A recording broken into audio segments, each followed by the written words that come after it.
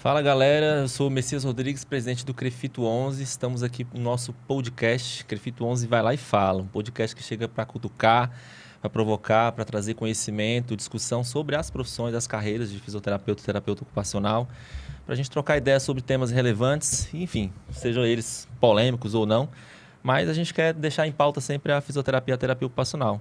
E a gente está aqui hoje para falar de um tema bastante relevante, né, que a gente recebe muita dúvida, muita demanda nesse sentido no Conselho, né, em relação à carreira profissional, ao tipo de prestação de serviço. E estamos aqui com duas feras maravilhosas, né? Estou aqui com a minha colega conselheira Nara. Se apresenta aí, Nara. Oi, gente, tudo bem? Eu sou a Nara, sou conselheira do Crefito 11. É um prazer estar aqui com vocês hoje. Acho que é um tema muito relevante. A gente está, como o Messias falou, com duas pessoas aqui que vão fazer com certeza diferença nas decisões de vocês. E é isso, vamos lá. Vamos lá. Vamos falar hoje sobre prestação de serviço, né? Empreender, fazer uma pessoa jurídica ou trabalhar como CLT, ou quais outras alternativas existem, né? Então, a gente está... Para tratar bem desse tema, nós estamos aqui hoje com o Edivaldo, né, que eu vou deixar ele se apresentar porque o currículo dele é tão grande que eu fiquei muito confuso. Mas ele é um consultor de saúde, um empreendedor de muito sucesso, alavancador de negócios, né? Então, ele mesmo se apresenta. E estamos aqui também com o Gustavo, que é um profissional fisioterapeuta daqui do Distrito Federal, que tem aí case de sucesso.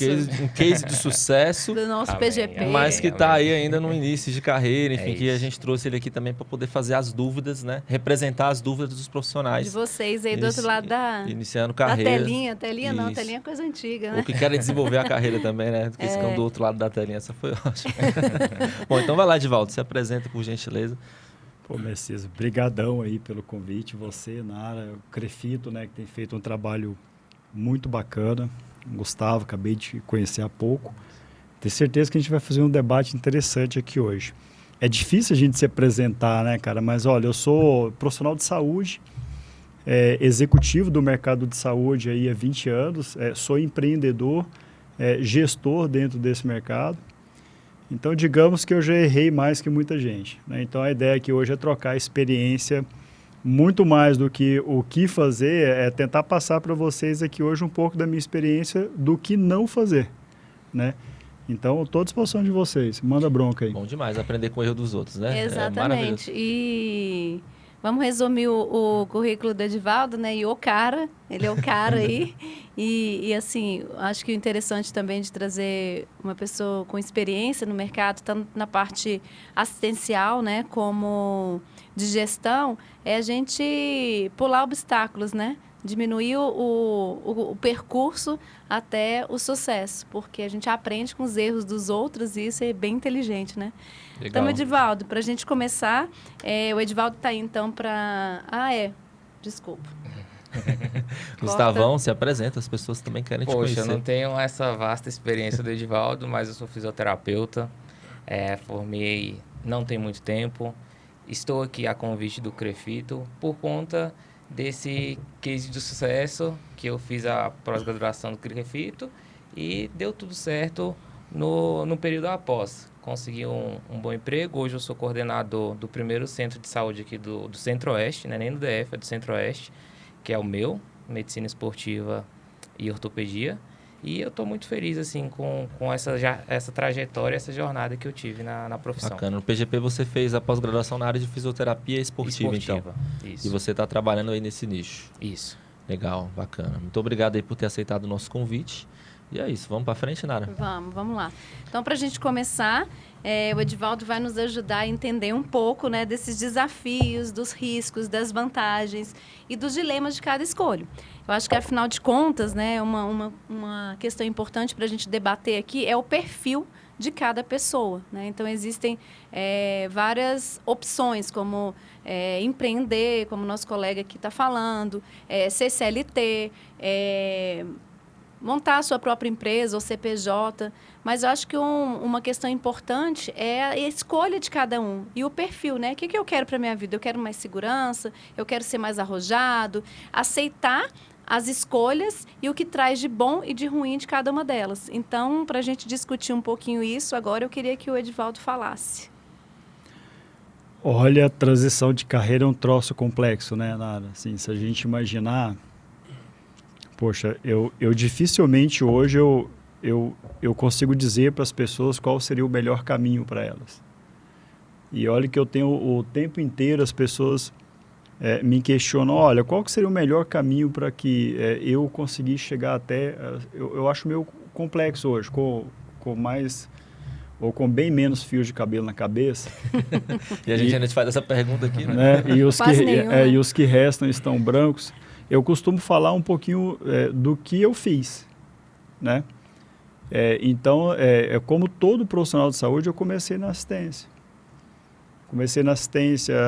E fui entendendo como que é esse contexto, porque a saúde como ela se apresenta hoje, tanto para o empreendedor quanto para o profissional de saúde assistencial, ela não é ensinada na academia, nem na formação básica, nem na residência, nem na pós-graduação, nem na subespecialidade.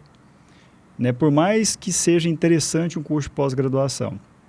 Então, eu acho que o melhor caminho é você começar fazendo o básico, aquilo que você aprendeu. Né? Então, se você é um profissional da área de fisioterapia, então comece atuando na fisioterapia antes de começar a empreender. Isso vai mitigar um monte de risco. Por exemplo, eu vejo que hoje o mercado de estética, por exemplo, ele cresce 17% ao ano há 10 anos. Nós fizemos o último podcast sobre esse assunto, inclusive, hein, pessoal? E ele é interessantíssimo, porque do ponto de vista de investidor, quando eu olho para a remuneração de quem já está nesse mercado, faz muito sentido eu começar por ele. Mas a responsabilidade civil hoje é imensa. Então, ou seja, existem jurisprudências, inclusive, não para fisioterapia, mas que discorrem sobre outras especialidades que atuam na estética, que já demonstram que a corresponsabilidade do profissional executante, caso o paciente não alcance o resultado desejado. Então, a gente não está falando mais de erro. A gente está falando de expectativa de resultado. Assim, são altíssimas expectativas, né? Vamos pegar assim, são indenizações de 80, 100, 150 mil reais. Então, a responsabilidade civil associada a um processo desse é muito complexa. Eu estou falando só da responsabilidade civil. Eu não estou falando das outras áreas. Né? Eu não estou falando do planejamento mal feito, responsabilidade financeira, não estou falando de... Só estou falando responsabilidade civil. Ética perante o conselho. Exato. Então, assim, tem uma série de coisas que a gente poderia elencar aqui, mas eu acho que a melhor forma de entender essa transição de carreira, se eu quero ser uma pessoa jurídica ou se eu quero ser uma pessoa física trabalhando para uma empresa privada ou uma empresa pública, né, eu acho que o melhor caminho é começar exercendo aquilo que aprendeu. E aí depois vai tateando o mercado e entende efetivamente onde a pessoa vai, vamos dizer assim, vai achar seu feeling, né? O seu jeito de ser, seu jeito de prestar serviço. Falar isso hoje em dia é complexo, Edivaldo, porque a gente até falou isso, acho que no último podcast, né, Nara? O mundo hoje é muito imediatista, né? O cara já sai da faculdade querendo ganhar muito dinheiro. E assim, na terapia ocupacional, falando aqui de cadeira um pouco, né? A gente tem hoje uma demanda alta para poucos profissionais, né? E os terapeutas ocupacionais já saem para um mercado que remunera muito bem. Então, assim, a gente tem essa questão, essa peculiaridade na área da terapia ocupacional que na fisioterapia em algumas áreas, você mencionou a estética, né? Tem algumas áreas, a parte de fisioterapia da mulher, enfim. Mas no todo é bem diferente. Nem todo mundo se preocupa com essa coisa assim, primeiro eu vou ficar bom para depois eu expandir ou eu Isso mudar. Eu faço um link também com uma área que eu gosto muito, que é a liderança e o desenvolvimento pessoal. Então, assim, primeiro seja um bom PJ, primeiro seja um bom PF, né? Domine as habilidades em você, com você mesmo, né? Primeiro se autogerencie, primeiro tenha a disciplina, para depois você querer ter uma PJ e gerenciar outras pessoas, né? E gerenciar um negócio, né? Então, acho que isso faz um link, assim, que eu acho interessante. Gustavo, eu queria você... já ia puxar você aí. Puxar a sardinha para o nosso... Crefito para o programa, porque eu acho que foi pensado justamente nisso. Nós tivemos aulas de empreendedorismo, de soft skills, hard skills que a Nara deu. E, assim, eles pegaram a gente, profissionais recém-formados, para transformá-los em bons profissionais para a introdução no mercado. Então, eu acho que isso foi tudo pensado nessa, assim, entre aspas, uma falha que já vem da graduação ou da pós-graduação e foi introduzido nesse programa. E, assim, acredito que as pessoas que ali estavam foram bem-sucedidas em várias áreas, em todos os... Pelo menos tiveram oportunidade, né, Gustavo? Com certeza, com certeza. Exatamente. A participação no programa te deu várias oportunidades, eu imagino, né? Com certeza. Você se considera uma pessoa bem colocada no mercado pelo seu tempo de formação. Uhum. Como é que está a sua jornada aí? O título em si de estar fazendo a especialização em fisioterapia esportiva me abriu portas para que eu pudesse entrar numa clínica especializada em fisioterapia esportiva, que é algo que eu já almejava já há muito tempo, já tinha em mente o que eu queria e seguir essas clínicas que são referências na área. E, porventura, uma dessas clínicas é a clínica Return to Play, do Márcio, e a gente fez o estágio nela. Então, foi muito importante, tive uma ampla experiência nisso na área da fisioterapia esportiva, e, assim, eu pude já ingressar numa das melhores de Brasília e tendo experiência com os melhores. Então, foi de grande valia. Esse é realmente um grande diferencial do nosso PGP, né? É isso aí. Bom, então, em suma, Edivaldo, vamos dar um resumo a essa última pergunta. Então, a pessoa tem que ficar boa no que faz, para depois ela pensar em expandir. Tem que fazer uma escolha, né?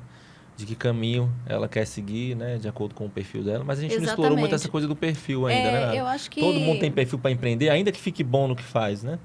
Cara, você quer ver uma coisa interessante? Vamos pegar aqui, ó. Na década de 90, nós tínhamos aí 15, 16 mil profissionais de fisioterapia hoje no Brasil, né?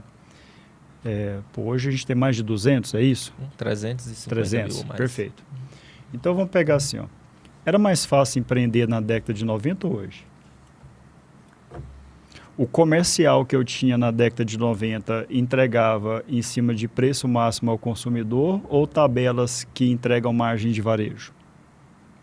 O custo de engenharia clínica dentro dos serviços, nos últimos 20 anos, ele cresce 15% ao ano. Eu acho que era muito mais fácil nos anos 90. Ao passo que a gente pega o IPCA, que é a tabela que corrige os contratos de prestação de serviço, a gente vê ele corrigindo 50% desse indicativo de crescimento de engenharia clínica. Só que a engenharia clínica que eu tinha na década de 90, a depreciação era de 7 anos. Agora a depreciação acontece 24 meses, 36 meses depois, porque a tecnologia chega muito mais rápido. Eu ia fazer esse contraponto. Eu já ia dizer que eu acho que hoje é mais fácil por causa da Então, assim, ó, se a gente pensar do ponto de vista de acessibilidade para o processo de empreendedorismo, hoje é mais fácil. Sim. Eu consigo abrir um negócio hoje muito mais fácil do que eu conseguia antigamente. Mas do ponto de vista de sustentabilidade para break-even operacional e retorno sobre esse investimento, hoje é muito mais difícil sustentar um negócio. Se você fácil pegar, abrir, mas não é fácil manter. 70% das empresas fecham em até 5 anos. Sim. E por que isso acontece? Porque você não consegue seguir a ritualística natural do processo de abertura do negócio. Porque antes permitido você abrir um negócio, vamos dizer, de qualquer jeito, a coisa ia dar certo porque você tinha mercado para isso, independente do padrão de serviço entregue. Poucos concorrentes. E padrão de serviço não era verificado. O padrão era eu melhorei ou não. Era isso. Só que hoje eu estou olhando para um mercado que padrão de qualidade de entrega de serviço está muito mais relacionado a bem-estar, né, do que efetivamente ao ganho imediato percebido. Então, hoje os serviços eles entregam bem-estar e experiência.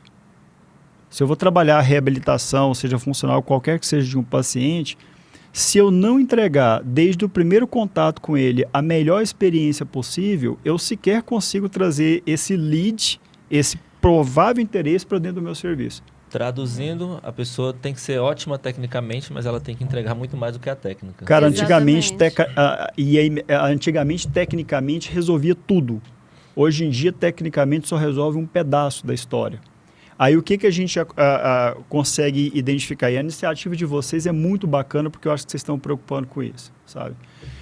Eu vou preparar alguém muito bem tecnicamente.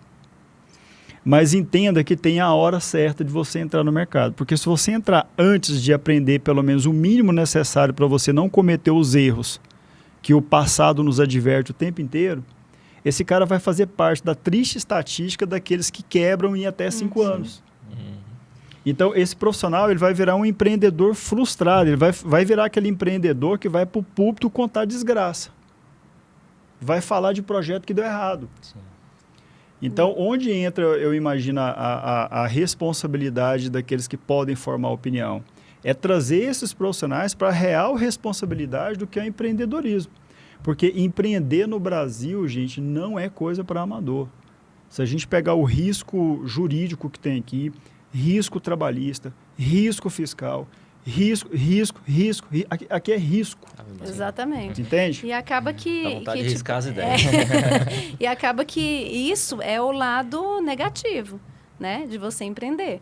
Você realmente tem muito risco, tem muito mais responsabilidade, porque você assume a responsabilidade não só pelas suas ações, mas pelas ações de outras pessoas que estão trabalhando com você também, né? Então, eu acho que a questão do perfil é você também se conhecer para saber o que você quer para a sua vida, né? Então, se não é uma pessoa que não tem um perfil para correr risco, né, que não consegue trabalhar muito sob pressão, provavelmente não tem um perfil de ser empreendedor, né? Para você ser empreendedor, você tem que acostumar com resolver problemas todos os dias. E tem gente que prefere ter uma vida mais tranquila, né? Onde eu vou lá, né? E não que não vai resolver problemas, mas eu resolvo mais os problemas relacionados comigo e com a minha área. Num ambiente mais controlado, seguro, né? Então, não é que existe uma coisa melhor que outra, né? Mas são decisões que eu acho que é pessoal hoje em dia, né? Por que eu falo que eu acho que hoje é mais difícil empreender? Principalmente na saúde. Porque a saúde a gente precisa muito das pessoas, né? O serviço é realizado pelas pessoas. E eu acho que nos anos ali 90, início dos anos 2000, éramos outra geração, né? A geração hoje, como o Messias falou, é muito imediatista, então não tem essa experiência, não experienciou a área nem um pouquinho, nem a parte técnica, nem o mínimo, como o Edivaldo falou, e já quer partir para coisas maiores, né? O que você acha, Gustavo? Eu tenho uma dúvida. O quão importante é essa parte financeira para isso tudo, para esse processo? É igual, sou muito bom tecnicamente, não tenho medo de trabalhar sob pressão, tenho essa vontade. A parte financeira, eu tenho que estar muito bem preparado financeiramente para entrar de cabeça num empreendimento, ou posso estar ali mais ou menos, posso entrar e vou girando a roda com o carro andando. Como é que vendendo funciona, almoço assim? para pagar janta? Como é que funciona assim? Excelente pergunta. É para minha pergunta, Gustavo? É para minha pergunta? Você, então ele olhou para você. Nada também, se quiser falar algo. Eu não, estou tirando da reta. O que eu vejo, assim, eu sou muito pragmático, vamos dizer assim, e eu sou muito pé no chão. Para mim, não é não, sim é sim, e não também é resposta. Então, acho que todo projeto de empreendedorismo ele tem que começar com um bom plano de negócios. Sim. Seja você que já tem uma empresa e quer abrir um produto ou um serviço novo, ou seja você que quer abrir um negócio novo, você tem que partir do princípio de um planejamento de mercado, um planejamento operacional para saber efetivamente quanto aquilo vai te custar dia após dia, ou seja, no custo fixo mensal e variável, e qual o seu estudo de viabilidade. Certo. Ou seja, em que momento o meu CAPEX vai efetivamente retornar, e em que momento o meu CAPEX é o que eu estou... Traduz aí. Mundo executivo para o podcast. Vai lá e faz. É igual vocês com a gente, pô, porque a sopa de letrinhas dá. Mas o que acontece? CAPEX é tudo que eu preciso de mobilizar de recurso para te entregar um serviço com a chave na mão para você começar a trabalhar. Isso é CAPEX. Tudo que você precisa investir para montar uma clínica. Para abrir a clínica. Para abrir a clínica. A partir do primeiro dia que aquela clínica começou a funcionar, custo de manutenção, custo fixo, variável, recurso humano, estrutura, instalações, isso tudo vira custo de operação. Custo de operação é OPEX. Então, o que acontece? Respondendo a sua pergunta, qual que é o dinheiro que você tem que ter? Primeiro, você tem que ter o dinheiro para fazer o aporte de investimento, que é o seu CAPEX. Você fez o CAPEX, você vai abrir a sua loja, a sua fisioterapia, o seu serviço. Então, perfeito. Agora, eu tenho que ter o dinheiro de rodar a minha operação. Certo. Se você vai atuar na saúde suplementar, o tempo médio de recebimento hoje, de acordo com os índices de hospitais privados hoje no Brasil, é de 72 dias. Mas, por exemplo, eu tenho um cliente lá na minha plataforma que recebem de fisioterapia, de nutrição, de psicologia, serviço médico, que recebe até 126 dias depois da prestação de serviço. Sim. Então, você tem que ter um fluxo de caixa para manutenção do custo fixo mensal de até 120 dias, no mínimo.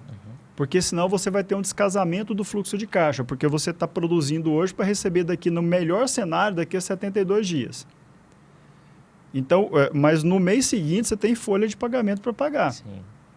Aí você tem um prazo de recebimento muito longo e um prazo de pagamento muito curto. Quando você tem uma empresa que é de serviço e 40% da sua despesa, do seu custo vai ser pessoas. E aí, se você tem pessoas no regime CLT do Brasil hoje, você paga em 30 dias. Então, você recebe 120, paga 30, em 30 dias, 40% do seu custo. Exatamente. E olha só que coisa interessante, né? Pô, no passado, agora, eu falo, eu já estou velho, o passado para mim é um negócio distante mesmo. Mas vamos pegar assim, ó. Em 2012, eu participei da alavancagem de uma operação que a gente assumiu a operação, faturava em média 280 milhões ano. E a gente entregou... Eu vou traduzindo. Gente, eu vou traduzindo, tá? O que o Edivaldo tá falando. Não é aquele negócio de libras, meme, né? Então, a alavancagem é o crescimento, né? Você participou de uma empresa que queria crescer bastante. Aí chegou a faturar alguns milhões. Exato. Queria capilarizar mais seu negócio. Alguns meros 280 milhões. E qual que era a ideia nossa? Nós queríamos crescer de forma inorgânica. Ou seja, eu queria pegar dinheiro de investidores, dinheiro barato, jogar dentro de uma operação extremamente rentável e comprar serviços que estivessem mal das pernas, mas que tivessem uma proposta de entrega de serviço e uma carteira de convênio muito boa.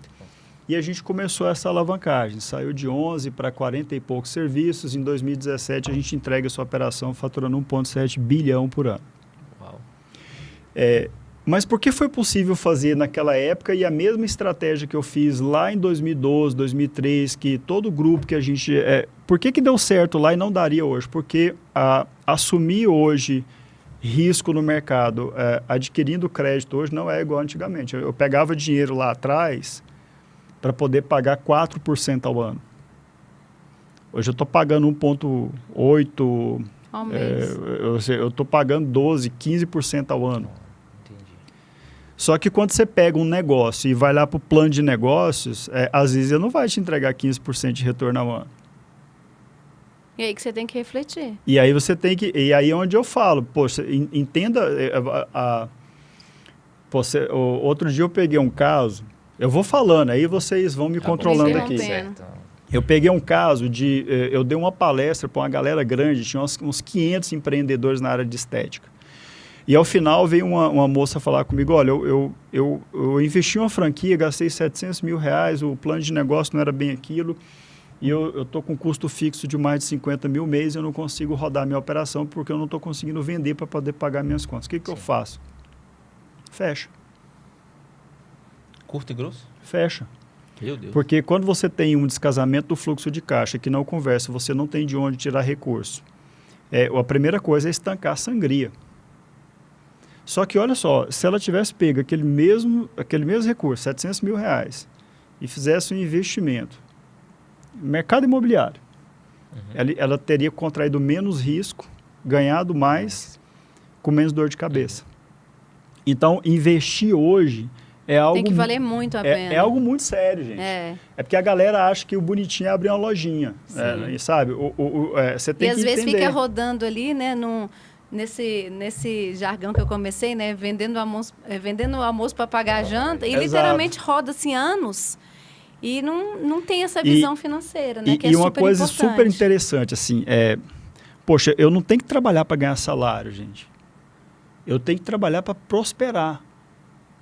E prosperar não é ter efetivamente lucro sobre o meu negócio.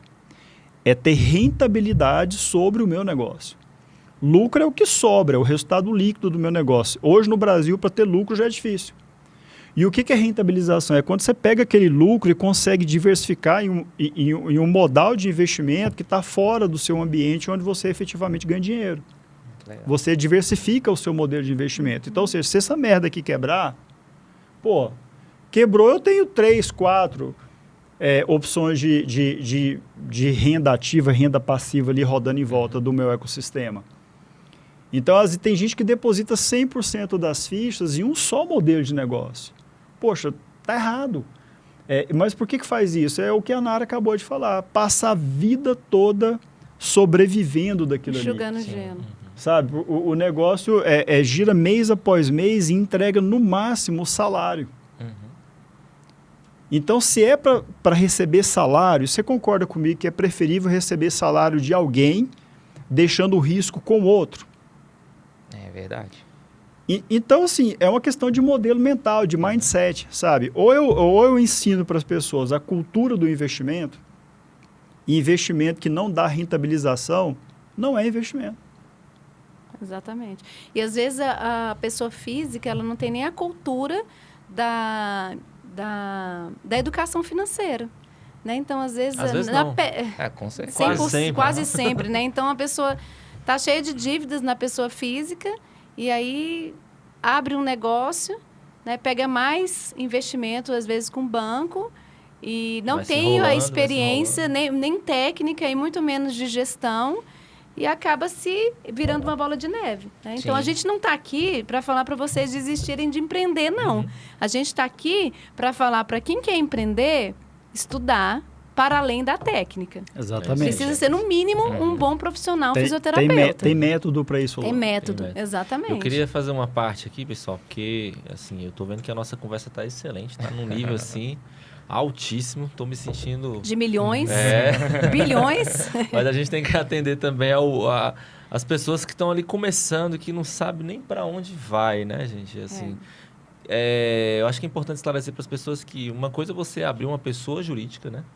Sim. Uma coisa é você abrir uma pessoa jurídica, outra coisa é você abrir uma clínica que vai prestar serviço, que vai emitir notas fiscais, etc., que vai pagar os impostos como uma pessoa jurídica. Que vai contratar muitas pessoas. Uma coisa tem muita gente hoje que é pessoa jurídica, ela cria uma personalidade jurídica para prestar serviço. Isso. Que está muito comum na área da saúde, o pessoal chama de pejotização, né? Porque, enfim, né, as contratações são difíceis porque são onerosas, né? No Brasil, muitos empregadores empregam dessa forma, né? Sim. Com o profissional que cria uma pessoa jurídica para prestar esse serviço. E para alguns profissionais vale a pena, para outros não, né? Depende do tanto que ele ganha, do tanto de imposto que ele vai emitir. Depende do perfil dele. Depende do perfil dele, da possibilidade dele abrir aquela pessoa jurídica para começar a prestar serviço, depois ele expande, né? Enfim. Vamos botar um pouco na seara, né?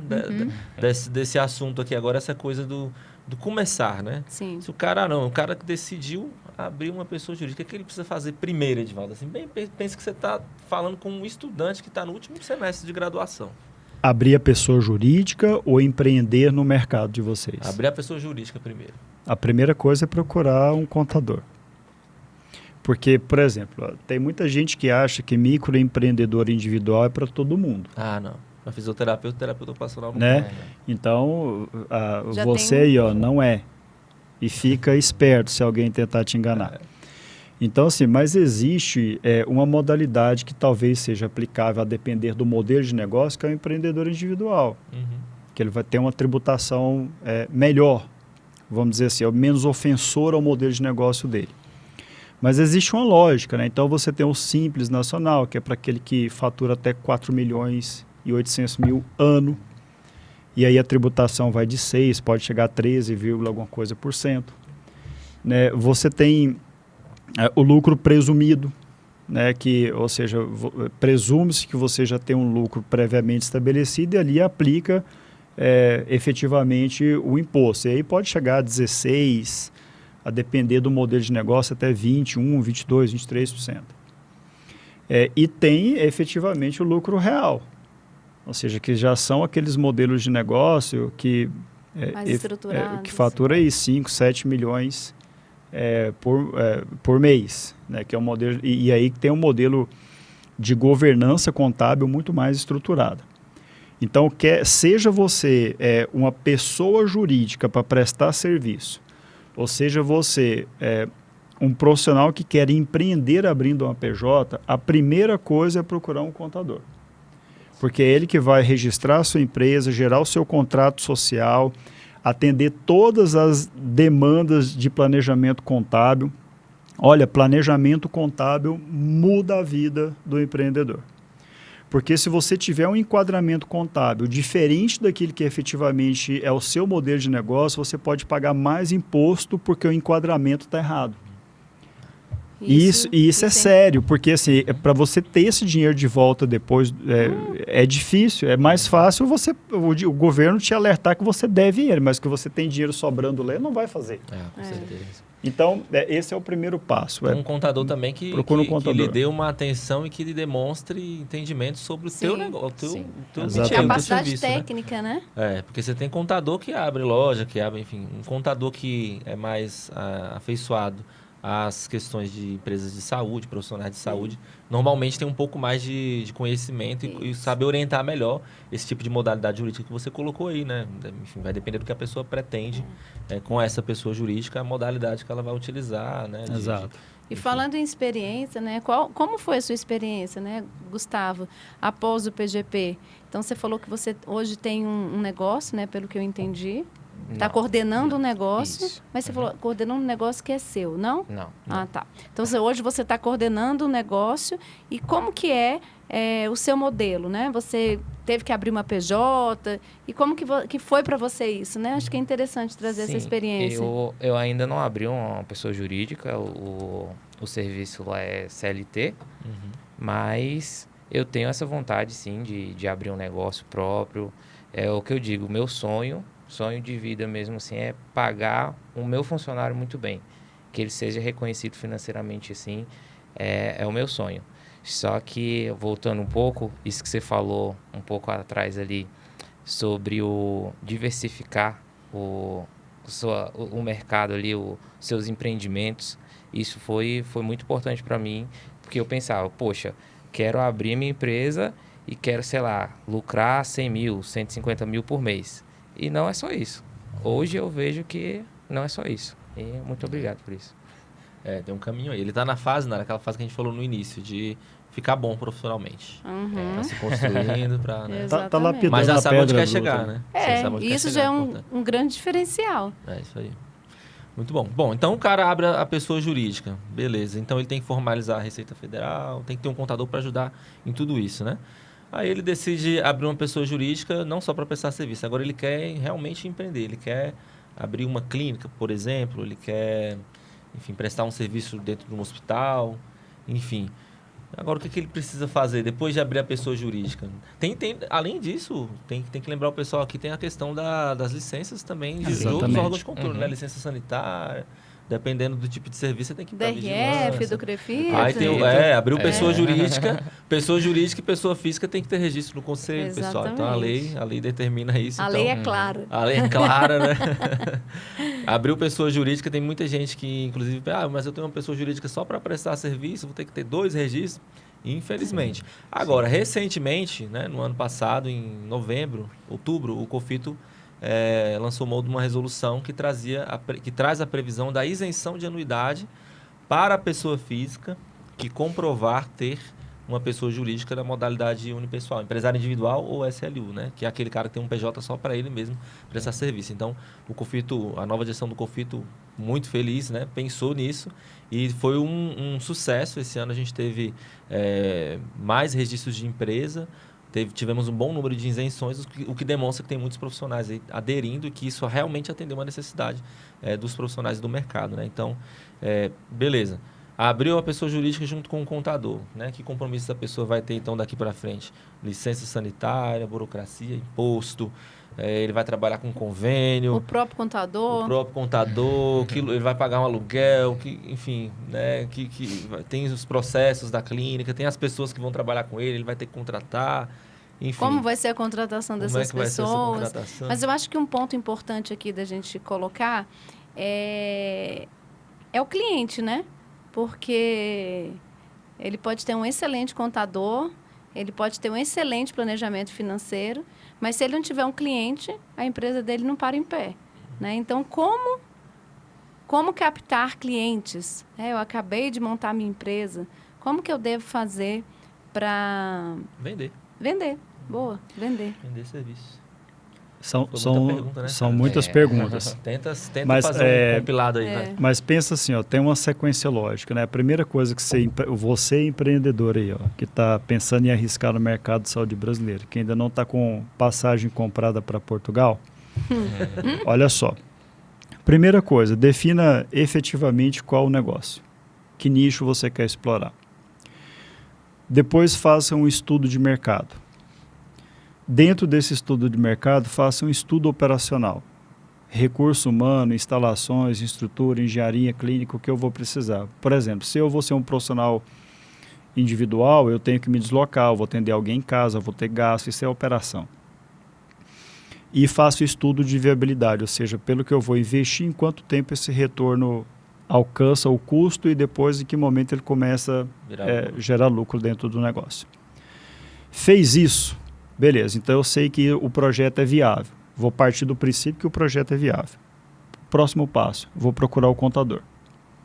E vou pedir para ele estruturar aquele modelo de negócio de acordo com o planejamento de estudo contábil e tributário. Fiz isso, aí eu vou partir para os projetos básicos de arquitetura, projeto executivo, instalações, elétrica, hidráulica, etapa projetos. Terminei a etapa projetos. São requisitos para vigilância sanitária. Isso, eu vou para a próxima etapa, que é licenciamento obrigatório.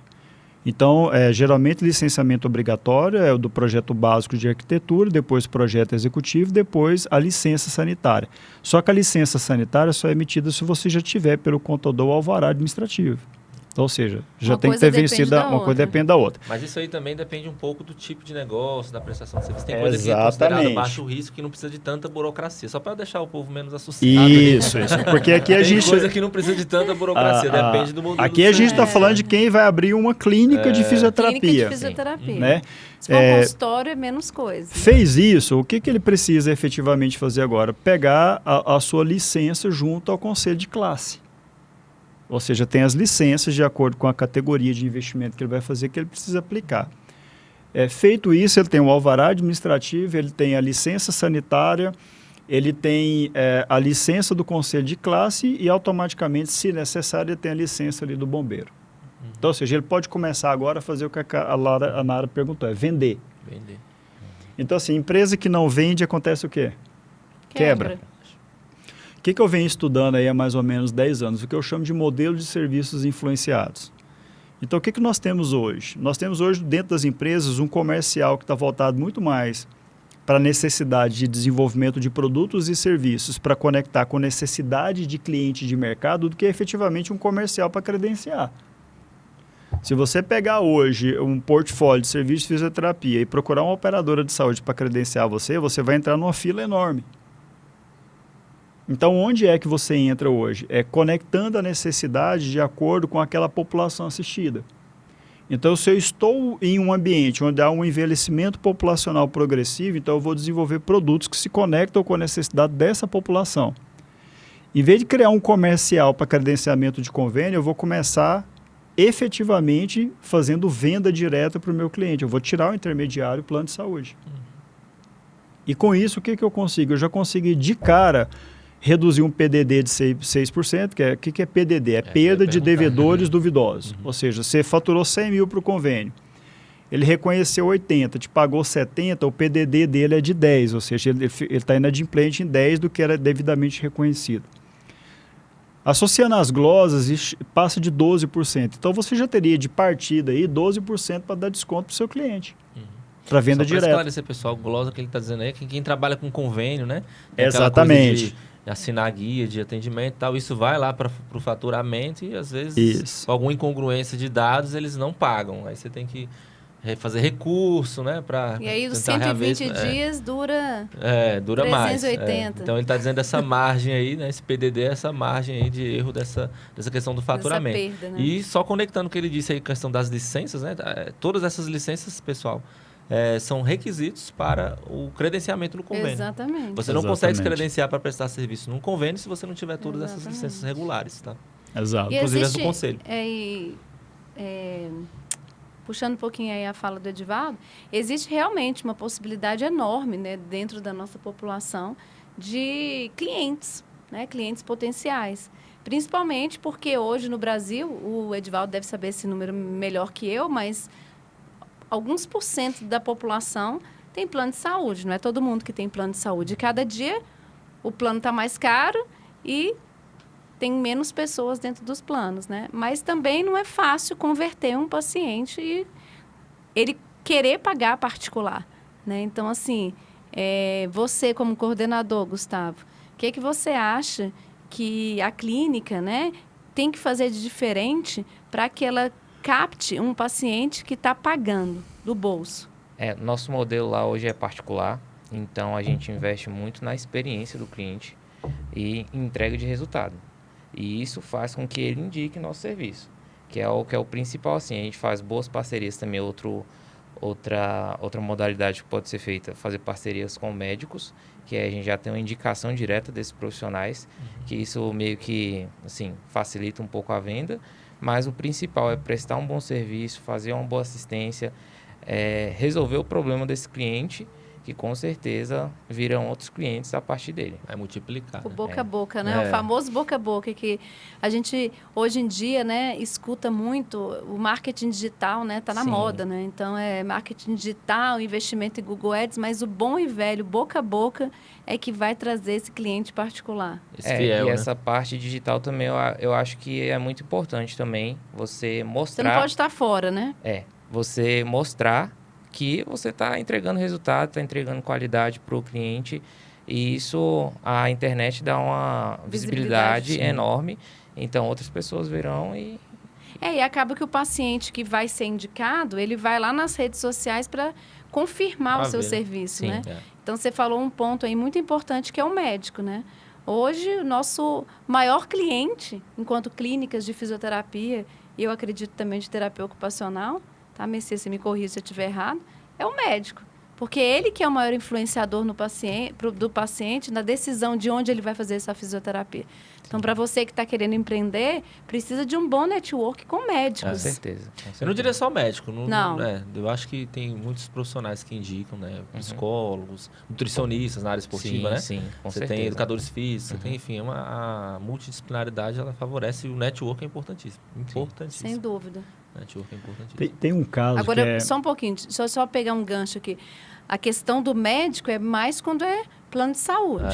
Porque aí eu necessito do pedido médico. Aí não vai poder ser um pedido de um educador físico, de um nutricionista, ou de um psicólogo. Infelizmente. Infelizmente é né? isso. Inclusive, pessoal, coloquei um post na rede social no dia 26 de março. Sobre isso. Exatamente sobre isso, sobre a autonomia do profissional, né? Presidente, você é demais. Esclarecendo que o profissional, fisioterapeuta, terapeuta ocupacional, é um profissional de primeiro contato, enfim, né? Mas institucionalmente, Isso. a realidade é outra, dependendo do local, né? A gente ainda precisa ser, como é que se diz? Subordinado, Subordinado. né? Estamos lutando para isso, né? Estamos Eu lutando estou pra essa dentro de mudança, pra essa um autonomia. grupo de trabalho dentro da ANS, justamente lutando para que o fisioterapeuta seja reconhecido como um profissional de primeiro contato, porque isso ajuda até e principalmente na redução de custo, que é algo que o país precisa em relação à saúde. Tem uma né? coisa que as pessoas não pensam. Uma vez eu estava conversando com uma pessoa de auditoria, né? Não vou dizer de onde, nem, né? Para não dar muitas pistas, mas esse condicionamento ao profissional médico não é tanto em relação a uma questão cultural de que o médico sobrepõe as outras profissões. Sim. É muito também em função do controle da corrupção.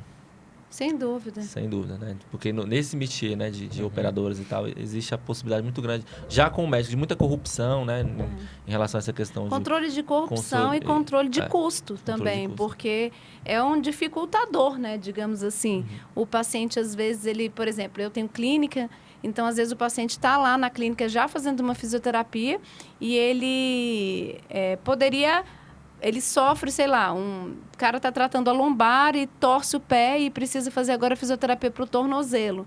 Então, ele ter que ir no médico pegar um pedido é um dificultador para para o gasto dele com o plano de saúde, né? problemas são Eles inúmeros, né? enxergam assim ainda. E eles não enxergam de outra forma, que é o que a gente vem há anos tentando fazer, é que se ele faz a fisioterapia precoce, talvez ele não precise fazer uma cirurgia, talvez a fisioterapia dele seja muito mais rápida, né? Talvez certeza. ele A não resolutividade no caso sofre, dele. não sofra outras lesões recidivas, mas é algo que a gente Por isso que está lutando por para isso que aconteça. quem consegue entrar no mercado, né, para um serviço particular, né, sem depender de convênio, tem mais autonomia nesse sentido. Né? Nesse Mas o sentido Edivaldo está tem. coçando aqui, que ele quer falar um monte de coisa. A gente tá... E a gente está aqui Não, blá blá pode blá, né? Manda ver aí, vai lá.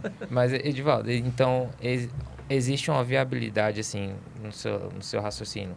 É melhor eu cobrar o particular do que eu me conveniar os convênios, assim, de saúde? Gustavo, tudo depende. É caso a caso. Eu vou pegar um exemplo de uma colega sua. Assim, o ano passado eu dei uma aula no Fenafísio. Né? Sim. E eu lembro que tinha uma moça lá, ela veio e me procurou, falou assim, poxa, eu sou da cidade do Norte e tal, eu trabalho em uma empresa, eu ganho 4, 5 mil reais com muito esforço todo mês. Eu falei, me fala um pouquinho sobre o que você faz. E ela contou o que ela fazia. Eu falei assim, olha, você quer fazer uma transição de carreira? Quer melhorar isso aí? Eu vou te ajudar. Você entra em contato comigo, tá o telefone aqui. Foi o quê? Setembro, outubro? Foi na FIS? Novembro, dezembro? Finalzinho de agosto, Negócio assim. Meu Deus. Para mim já passou 3 anos aí, olha aquele só, evento. mas olha só que coisa interessante. Ela trabalhava para os outros. Sim. Mas olha que diferencial. Ela conhecia o mercado que ela trabalhava, ela sabia da necessidade desse mercado e, detalhe, ela já estava pronta para poder entregar todos os serviços que esse mercado precisava do ponto de vista individual. Certo. Aí eu fiz um cálculo rápido para ela, eu falei assim, olha, eu tenho uma projeção aqui, você consegue ter uma produção sua de 28 mil mês, se você precificar e entregar nesse Grande formato. salto, hein? Ela falou assim, o que eu tenho que fazer? Primeira coisa, se torne visível. Então, aí contratou uma agência de marketing, criou uma marca para ela e aí eu fui dando as dicas. Aí agora, em dezembro, ela entrou em contato comigo fazendo festa. Ela já tinha faturado 15 mil por mês. Então, você entende que ela triplicou a receita dela, mas ela teve que sair do ambiente que ela estava. Se ela ficasse dentro daquele ambiente, talvez ela ia fazer mais uma segunda pós-graduação, uma terceira, uma quarta, mas não ia mudar o cenário dela.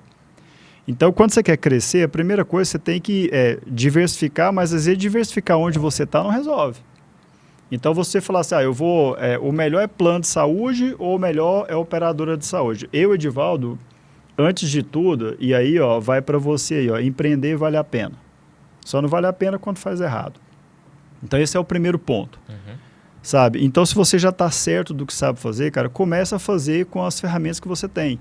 Eu não tenho dúvida que essa menina, ela é um avião, assim, ela vai abrir a clínica dela, eu tenho certeza, sabe? Ela vai credenciar planos de saúde, porque hoje o mercado brasileiro é híbrido, ele tem que ser o privado, particular com o paciente, mas ele também tem que ter a contratualização com a fonte pagadora da saúde suplementar, não tem para onde correr.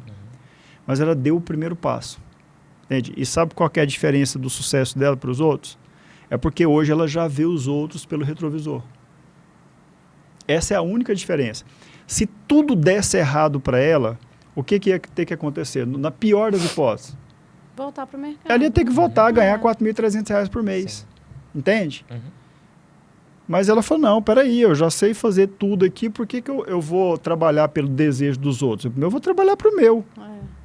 Então, eu acho que o ponto é esse, não é o que é mais viável, se é plano de saúde ou se é o mais viável, é o que eu posso fazer hoje com os recursos que eu tenho para começar.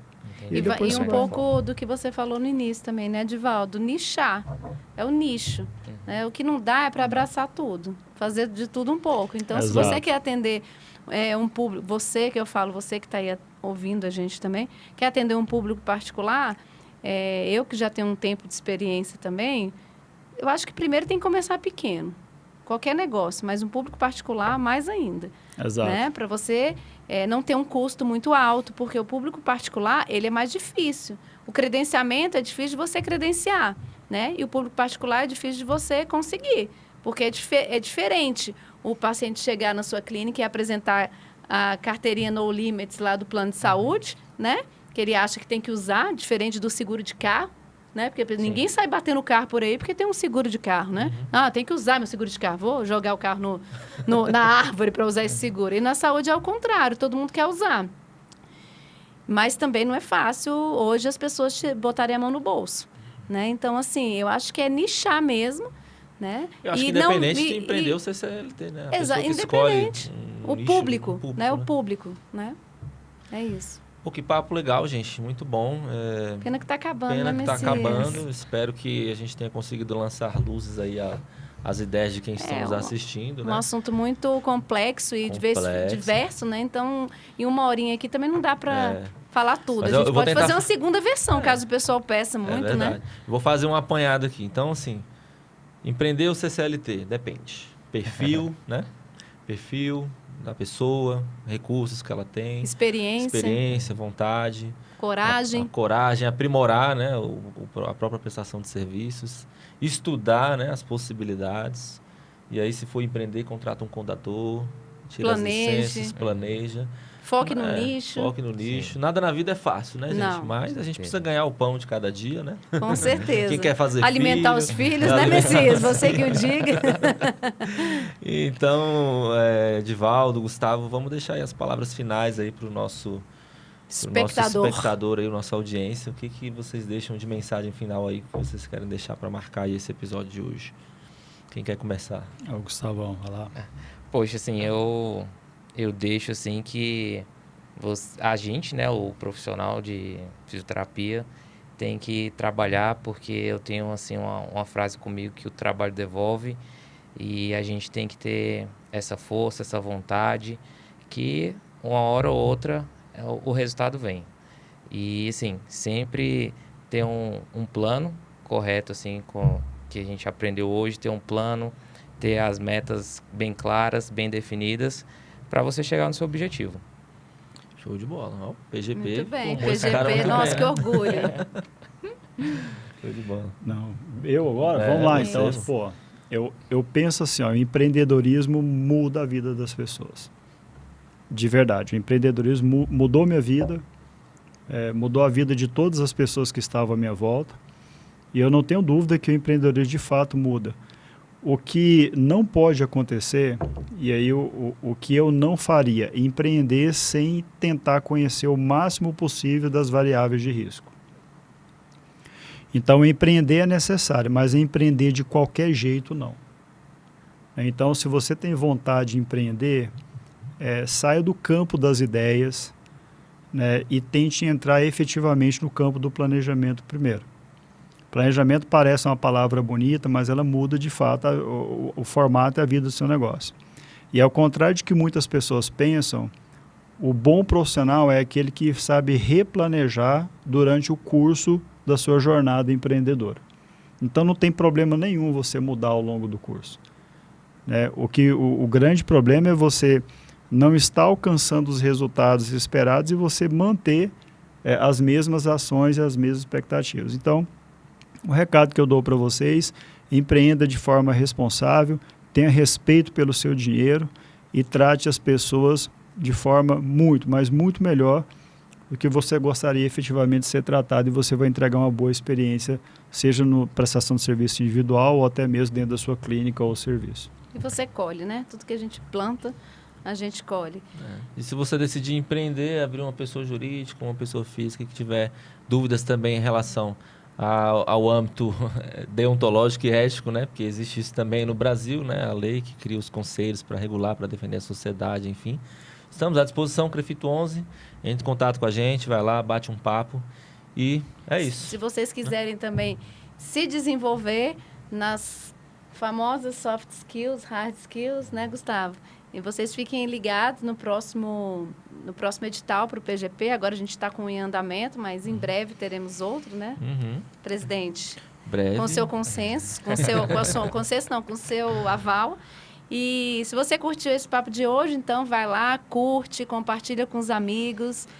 Fique ligado na próxima edição, na nossa próxima data. Isso, nosso próximo podcast. Acompanha Porque aqui a gente. no Vai Lá e Fala, como é que é, Messias? Falar é o primeiro passo para transformar. É isso aí. Até a próxima. Até a próxima, pessoal. Tchau, Obrigada, pessoal. gente. Abração.